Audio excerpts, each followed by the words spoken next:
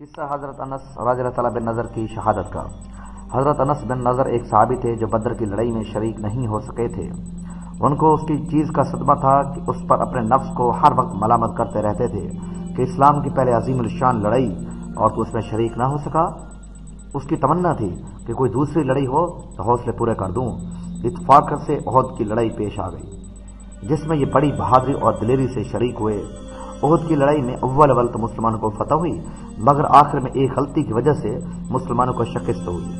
وہ غلطی یہ تھی کہ حضور اکرم صلی اللہ علیہ وآلہ وسلم نے کچھ آدمی کو ایک خاص جگہ مقرر فرمایا تھا کہ تم لوگ اتنے میں نہ کہوں اسی جگہ سے نہ ہٹنا کہ وہاں سے دشمن کے حملے کرنے کا اندیشہ تھا۔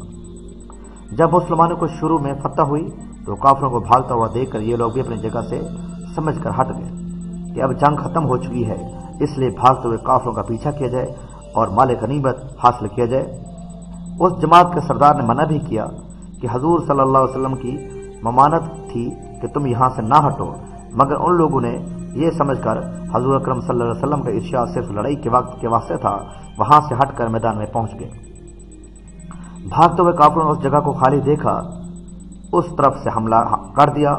مسلمان بے فکر تھے، اس اچانک بے خبری کے حملے سے مغلوب ہو گئے اور دونوں طرف سے کافروں کے بیچ میں آ گئے، جس کی وجہ سے ادھر ادھر پریشان بھاگ رہے تھے۔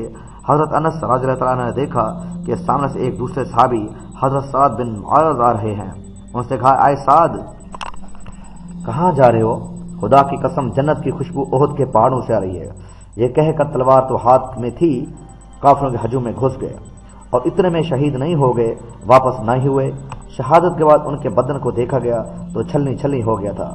80 سے زیادہ زخم تیر اور تلوار کے بدن پر تھے۔ ان کی بہن نے اس کی انگلیوں کے پوروں سے اس کو پہچانا۔ پیارے دوستو، جو لوگ اخلاص اور سچی طلب کے ساتھ اللہ کے کام میں لگ جاتے ہیں ان کو دنیا ہی میں جنت کا مزہ آنے لگتا ہے۔ یہ حضرت انس رضی اللہ عنہ زندگی ہی جنت کی خوشبو سونگ رہے تھے۔ آخر اخلاص آدمی ہو جائے تو دنیا میں بھی جنت کا مزہ آنے لگتا ہے۔ میں نے ایک متعبر شخص سے جو حضرت اقدس مولانا شاہد الرحیم صاحب رائے پوری الحمدللہ مخلص خادم ہیں، حضرت کا مقولہ سنا کہ جنت کا مزہ ہے، فضل رمضان میں اس قصے کو لکھ چکا ہوں۔